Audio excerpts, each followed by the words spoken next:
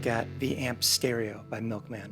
So you may have noticed a little bit of a shift in this channel over the last year and a half. I say may have, like it's not the most obvious thing in the world, having gone from these really giant experimental wide stereo guitars to more focused post-hardcore emo throwback style music. Trying to kind of keep both of them alive has been something of an interesting challenge.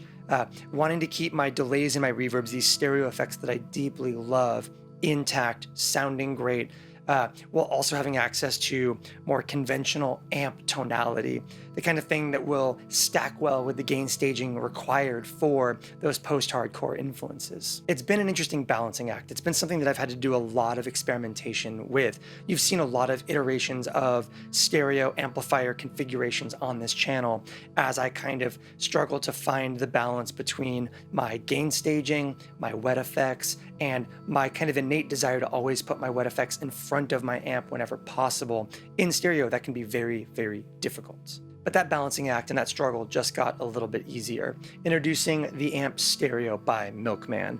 This is a completely analog, solid-state, true stereo amplifier. And by true stereo, I mean volume, treble, bass controls for right and left channels completely separately from one another with a shared output.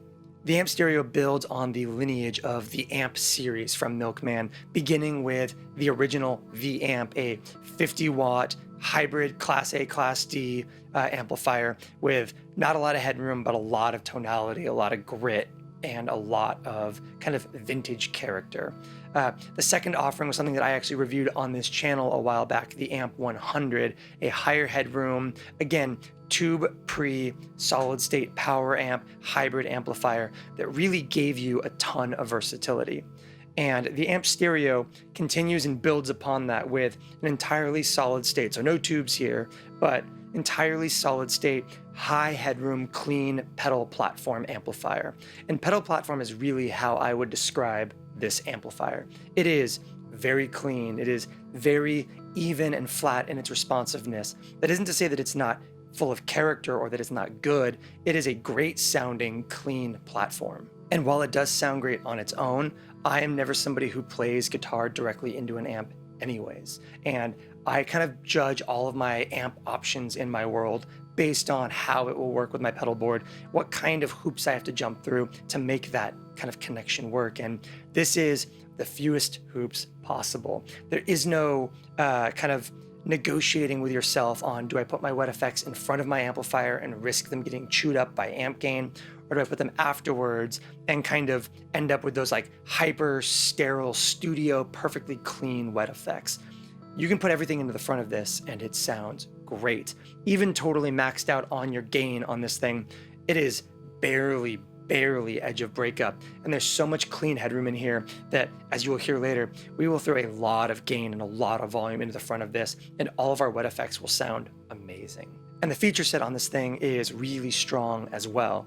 You have your stereo ins and your stereo outs. You have your left and right cabinet outputs at 4, 8, or 16 ohms. You have a defeatable cab sim in this thing. And for what it's worth, everything we did in that intro track and everything for the sound samples for this are all just going to be through those outputs with that cab sim. You can switch that cabinet off and use your own IRs both in your studio, kind of like in your DAW, or with an IR loader on your pedal board. But honestly, I think the cabinet sim in this thing sounds great. I don't know if it's the same cab sim used in the Amp 100, which I recall not being as huge of a fan of. I remember being pretty solid, but preferring to run it into my own sets of IRs. I felt no compelling reason to do that in this context. This thing sounds great, completely self-contained. Like I said, we're not going to mic up any cabinets in this video, and that's twofold. One, my studio is not conducive for two cabinet situations. We are very much a direct-in world over here. But number two is I actually played on Milkman's release video for this thing, and 90% of the stuff that we did in that video is through a set of Milkman cabinets and sounds incredible. So I'm gonna link to that video down below if you wanna hear more of me playing through this thing in a more traditional dual amplifier cabinet environments. But in this video, we are going all cab sim all the time with this amplifier. So as we get into our sound samples, we are going to use the cab sim on this thing the whole way through, but we're going to run a variety of interesting effects into it. We're going to utilize super wide stereo effects. We're going to utilize our traditional kind of gain staging from our pedals the way we always would, but we're also going to bring an additional tube preamp stage ahead of this thing to really show you how this as an on pedal board end of chain option really does create a ton of flexibility for your rig, both in terms of access to cabinets, built-in cab sim, headphone output, and just a really, really good clean pedal platform. As always, before we get into our sound samples, let's go ahead and talk through our signal chain and the context we're working in. I am playing my Harmony Jupiter thin line into the Bondi Squish As compressor, the Mask Audio Part Garden Germanium, the 1981 Inventions LVL, the Jam Pedals Rattler, and the Sheriff V4 preamp by Victory. From there, we go to the Starlight, which runs stereo out to our two tonal recalls in left and right configuration, into the Astra, which is going to be kind of our multi-modulator. We go up to the Flint for reverb, and then out to the Amp Stereo, which runs out to a DI and into our audio interface, which is Universal Audio's Luna. Let's start things off by just kind of like listening to the amp on its own. We'll kind of roll through the effects, or kind of the EQ and the level of the two channels and the output and everything. And then we'll start digging into kind of the whole board, how it interacts with the amp, and why some of the things that are on this board are currently on the board.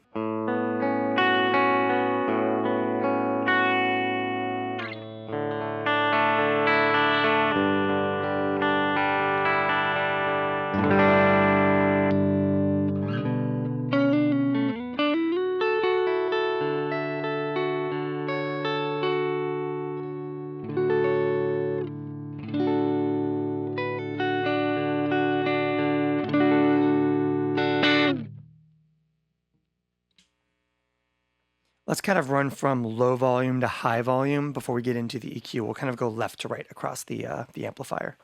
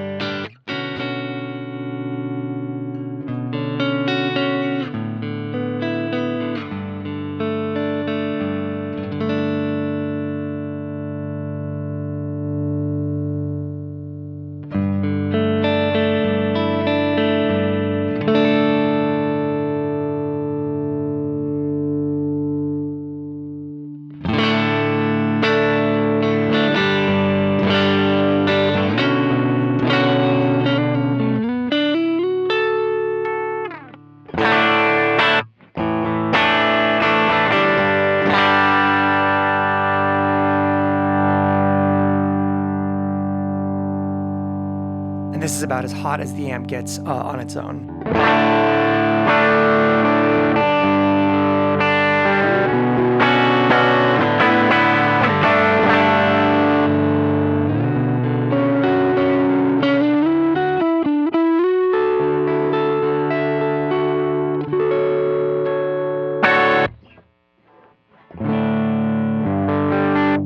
Like I said, I think that the sweet spot kind of lives somewhere in that noon to just north of noon space because there's such good, clean headroom here. I wouldn't really rely on this for its own kind of internal breakup, but it does handle gain staging well, which we will get into in a minute.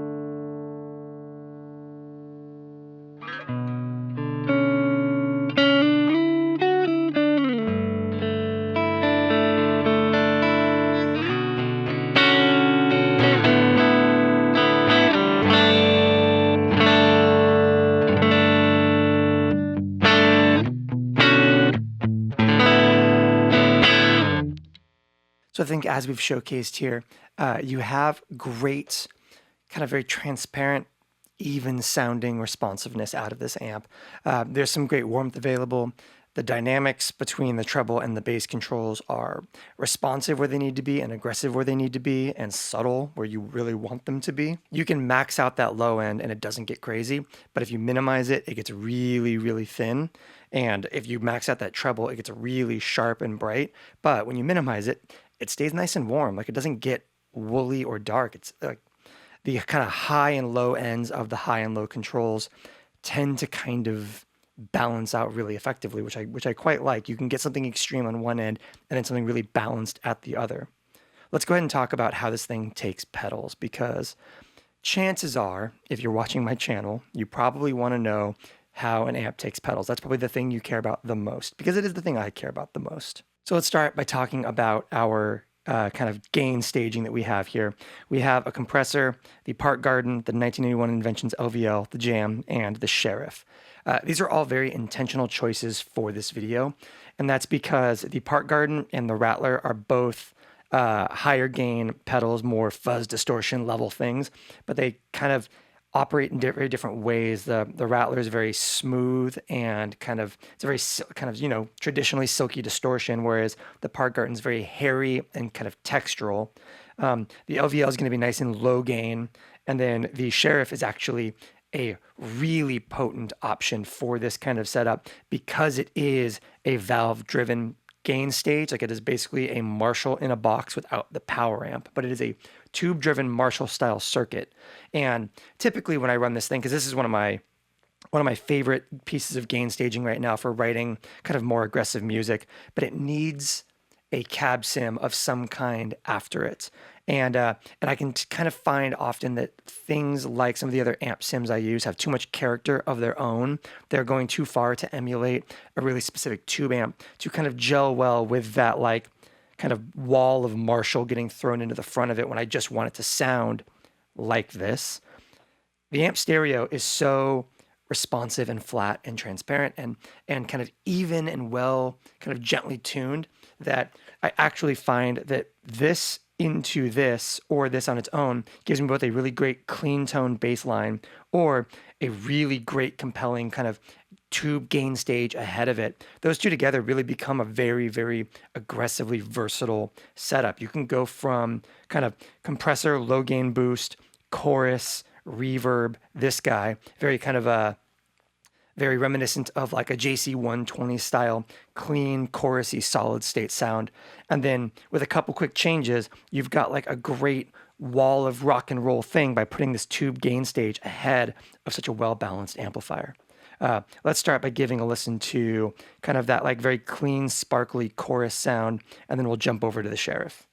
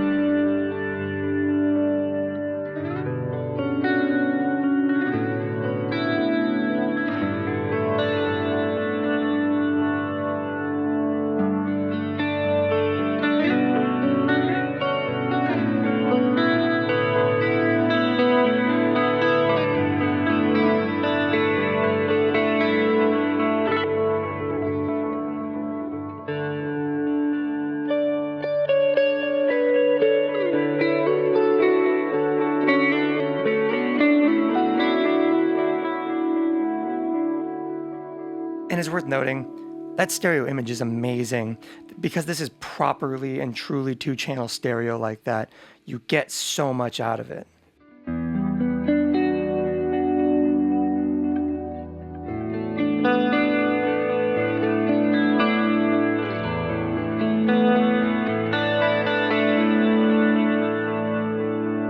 And you can hear, even with a little bit of gain staging ahead of it, you still have a ton of clarity.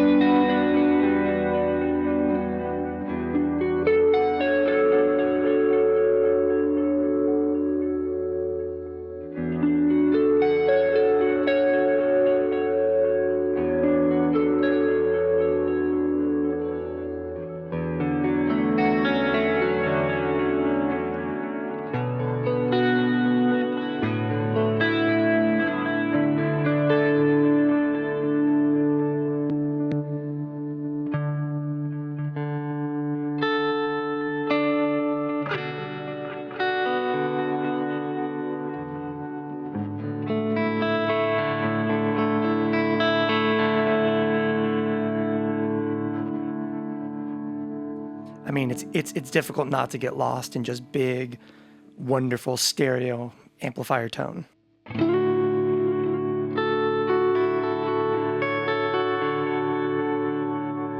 So it sounds great clean, that very classic 80s sound, or in this case, classic kind of like stereo trem sound. Let's go ahead and then switch over to that sheriff. So we have our kind of baseline clean tone here.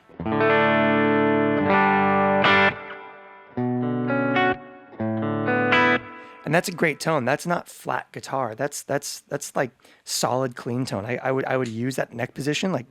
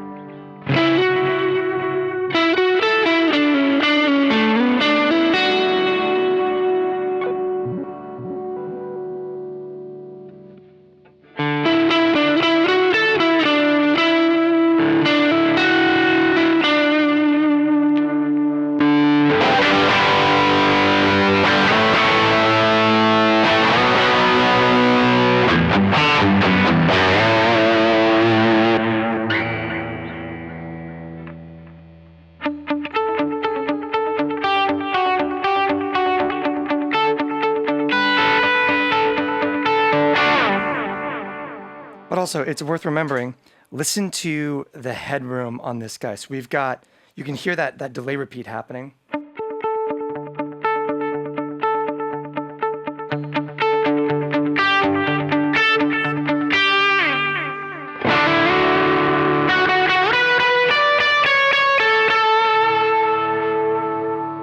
We're giving it a lot of additional volume right now.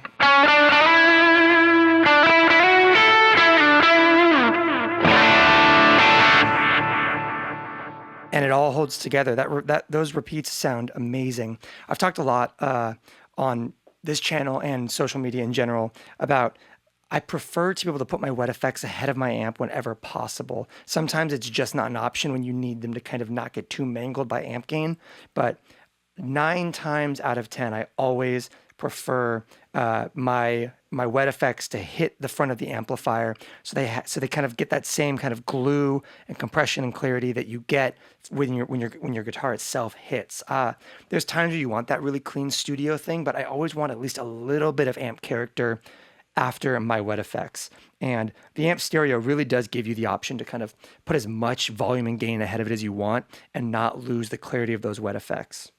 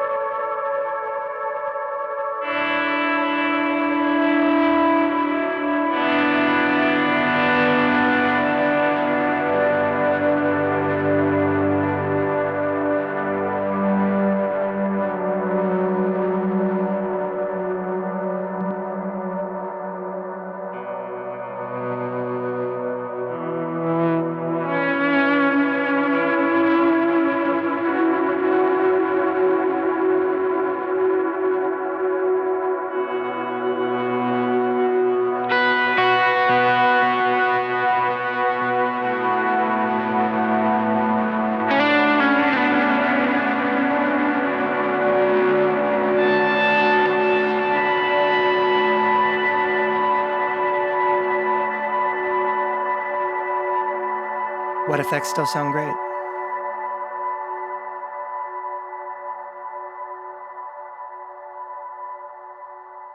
Obviously, it could be construed that we are cheating the system a little bit by introducing that kind of tube gain stage and then the LVL kind of hitting that. But it's worth noting that this thing does take solid state, kind of like standard distortion and overdrive pedals incredibly well all on its own. So obviously we just gave a listen to kind of the versatility of being able to put a tube or a valve-based gain stage preamp ahead of this to kind of create an all-in-one pedalboard friendly true tube amp with stereo effects and everything available in it.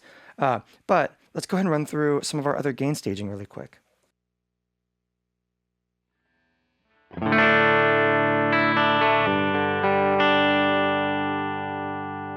Let's give the LVL a listen really quick, just because it's such a flat, honest sounding, low gain drive. And I think that into a good amp, it becomes one of my favorite things in the world.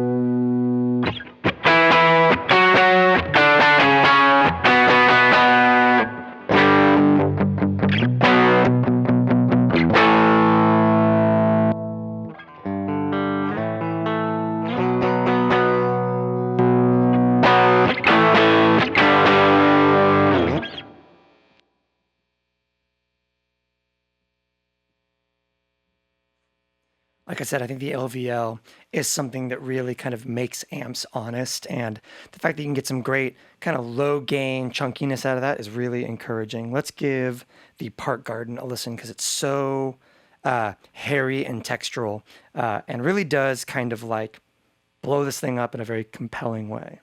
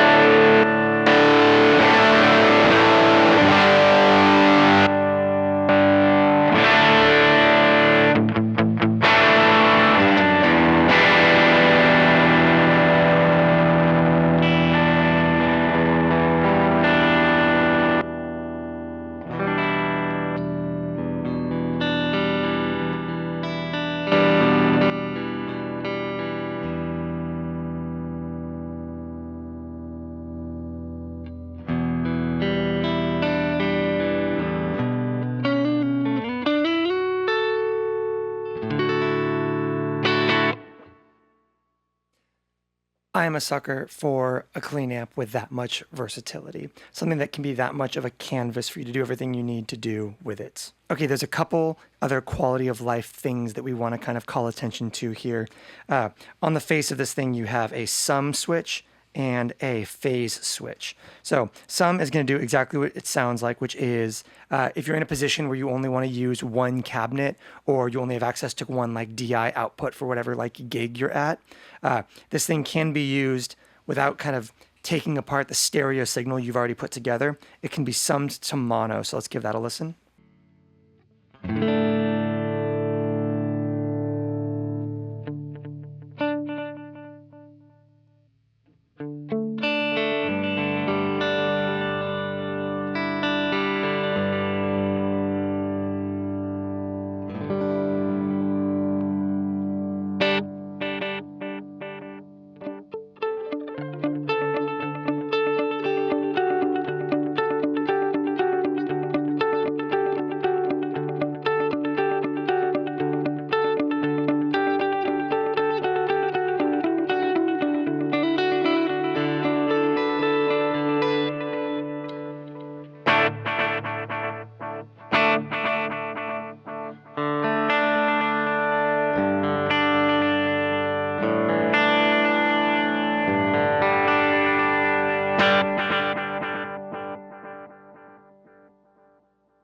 So the other big quality of life thing you have here is a phase inversion switch, which can be either used for kind of like vaguely creative purposes, for kind of that out of phase sound, if that's what you're looking for.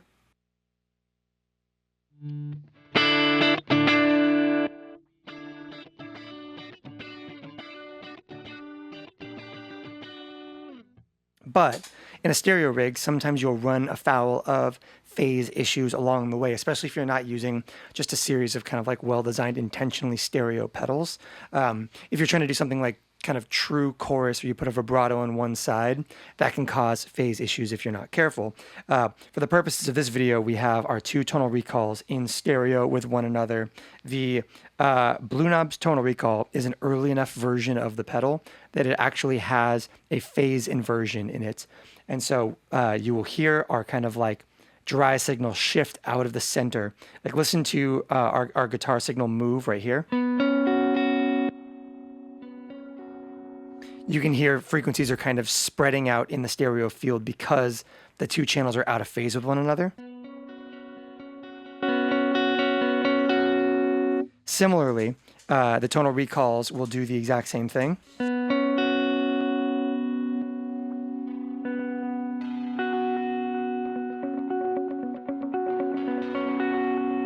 You can hear we're getting the repeats the way that we want them to, but we are not getting our signal, our dry signal, kind of like centered up anymore.